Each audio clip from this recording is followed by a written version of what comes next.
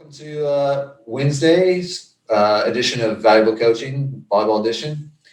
Today we're going to have a little bit of a debate, PTI style, looking at individual drills versus doing 6-on-6 drills when you're setting up your practices and you're kind of planning and figuring out what to do.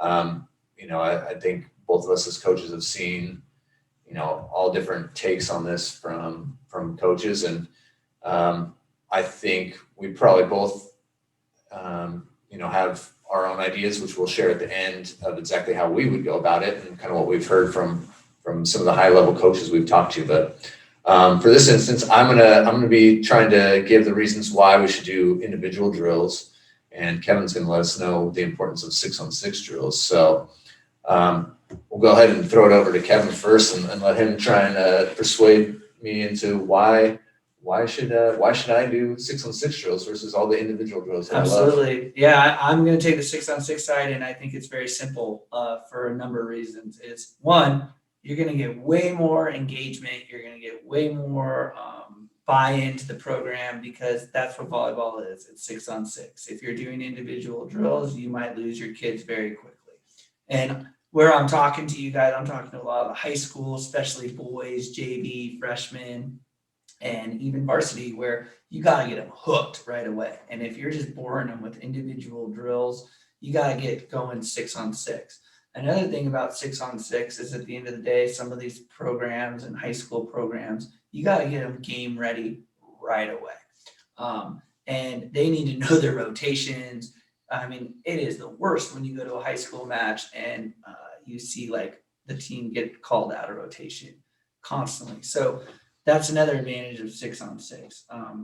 6-on-6 also, I'm all for a modification of 6-on-6 drills. You don't have to just do full-on scrimmages. I mean, yeah, that's fun. The kids like it, and I think there's some merit to it, but you can do a plethora of drills where it's correct the mistake, and if they make an error, they correct it. You could do a drill where, USA wash drill, where they have to win so many points in a row. You could do it where one side serves the whole time and one side receives, and you really can get what your team's about. It also helps you pick lineups as a coach. When you're sitting there on the back line and you're a high school coach, look, we don't have the luxury of a college program and we get to see someone for 4 years and you've recruited them for 6.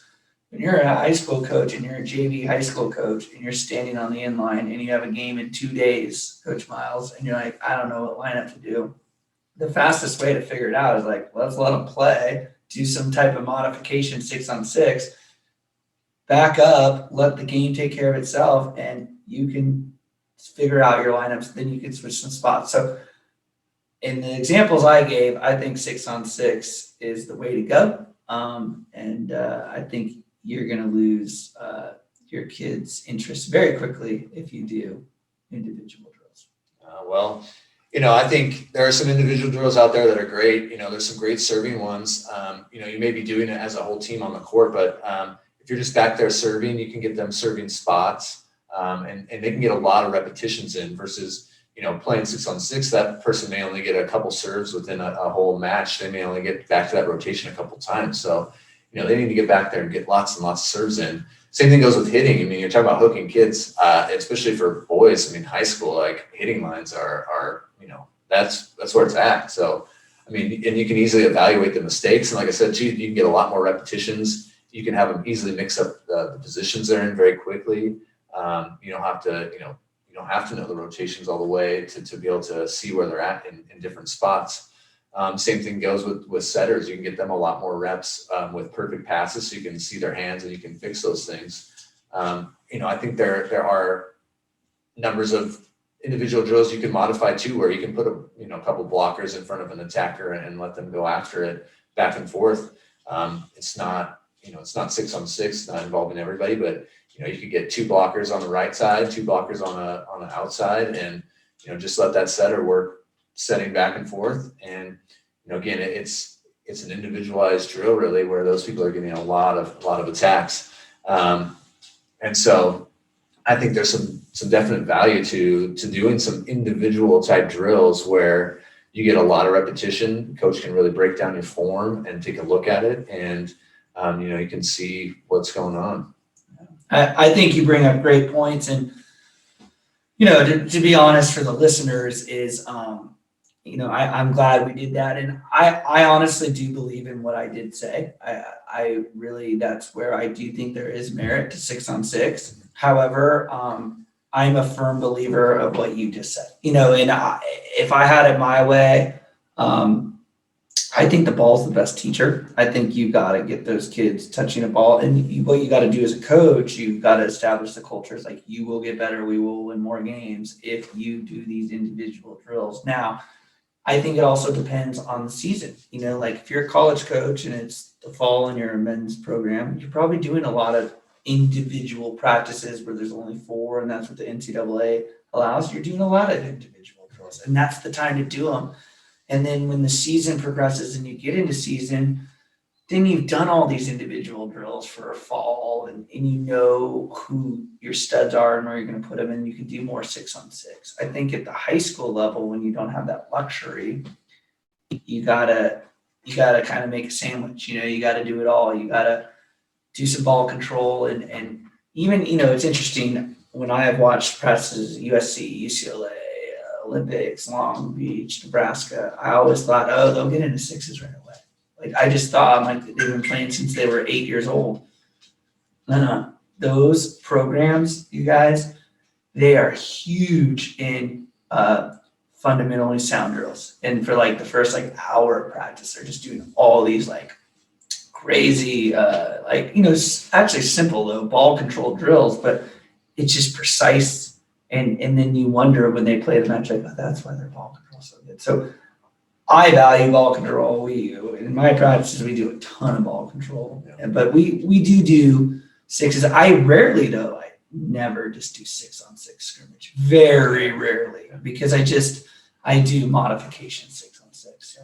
Yeah, I have to say I hope my side of the argument was okay, because I don't truly really believe in some of those things. I think if you have a couple nets that you can utilize, I think breaking down a drill where one group is doing some defense and doing kind of a modified game style play, and you can get some other kids working individually, if you have managers or assistants that can do that, then those individual drills are great. But yeah, I think the ball is the best teacher. And I think being on the court, getting to know how to communicate with your teammates is really important. And so having those 6-on-6 drills, and playing just a straight game, I think to one of the points I made is it doesn't give good reps to each person. I mean, especially in high school, if your team's having an off day, you could have each kid going back there and missing serves. I mean, even if you have a pretty solid serving team, I've experienced practice like that. So that's where it's like, no, we're going to, you're going to serve 5 times, and we're going to see, we're going to play best out of 5 and see what you get.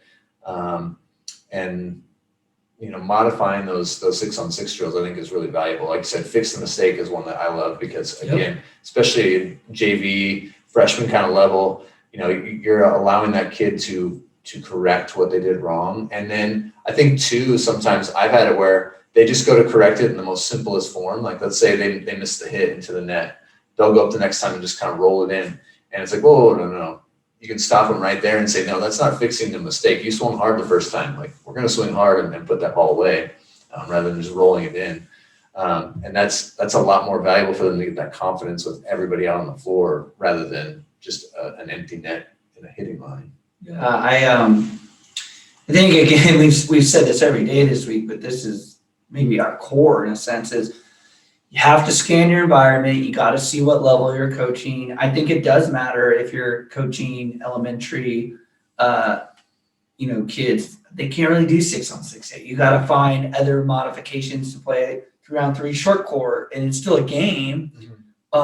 If you're coaching the highest level of college, you still have to value that individual touch on the ball. And so I think at the end of the day, this debate was great, but you have to, are you coaching a JV team with boys that know nothing about volleyball? Then you probably got to mix it all in there. Are you having a really experienced team? Like, for example, my team last year at Bishops, I had 7 studs that have been playing since they were in 8th grade. And their focus was applying to Michigan, applying to MIT, applying to Yale. At one point, it dawned on me, and we were doing great. We were 15-1 before COVID hit. But I decided, I was like, you know what?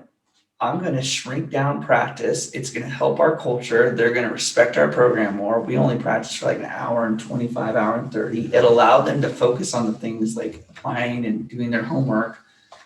And our practice was very compact. And then we did do a lot of 6-on-6 because the team was like a 4-year team. They were all seniors at that point. But now my team at Bishops, we're really young. It's not gonna be like that this year, and that's okay. And I think you got to scan it, and look. Yeah, I think compacting practice is a good way too to motivate kids to get done sooner, and again to allow them that time. I mean, all of us have a lot going on, even as coaches. I mean, we can probably better utilize an hour and a half of hard playing and good quality drills where people get lots of touches, and then have a half hour where we can plan for the next day and make adjustments. Than we can if we just do a 2-hour long practice and we're kind of all over the place, and we do a bunch of individual drills where kids aren't really getting it, or we allow them to warm up for a half hour, passing back and forth and peppering. I mean, those are good things to do when you have a limited number of people or you don't have a net. But really when you got a coach and you got practice and you got a gym, like I think there's better use of your time. So, I mean, I think you got to find a balance of those two, but I think don't be afraid of modified 6-on-6 if you have the kids that can handle it. And then don't feel like you have to force individual drills on, kids that are really ready to be pushing themselves. And I honestly think the best coaches, Coach K at Duke, Coach Cook, Coach Nye, all these coaches we've mentioned, the great ones adapt, right? So I think there will be one year when a coach will be like, oh yeah, we're really into individual skills. We have to build them up. And then you talk to them 2 years later and they go, no, we're doing a lot more 6s. And I do think a coach should stick and be genuine and be himself. But I also think the art of coaching is the great ones adapt. And so you have to figure out, and sometimes in high school, you got to adapt even more because you're not recruiting these athletes. So again, the common theme that we've said a lot in this show is be true to yourself, adjust on the fly. And if you don't believe in yourself as a head coach, the kids will see that. So whatever you decide, believe in it and go with it. I think that's a good segue to tomorrow. We're going to talk a little bit about culture and how do you build that culture, and again, how do you stay true to yourself and your beliefs within that culture that you create. And so, today, again, when it comes to individual or 6-on-6, again, that's something you're going to have to decide for yourself and for your players and the people you have around you, and the resources you have. If you're the only coach and you got one net in there and you got a couple teams you got to try and run through, you're going to have to get creative. But, scan your environment. We've said that a lot tonight and throughout this week. So anyway, tomorrow, look at culture, and we'll keep us moving through this week of exploring, kind of how we've learned and seen some of these different things when it comes to volleyball. Hope you enjoyed today's episode. If you like the shirts we're wearing in today's episode, they got a cool logo provided to us by One Stone Apparel. Check them out at onestoneapparel.com. Great shirts, apparel, PE uniforms, volleyball uniforms, anything you need. Check them out, onestoneapparel.com.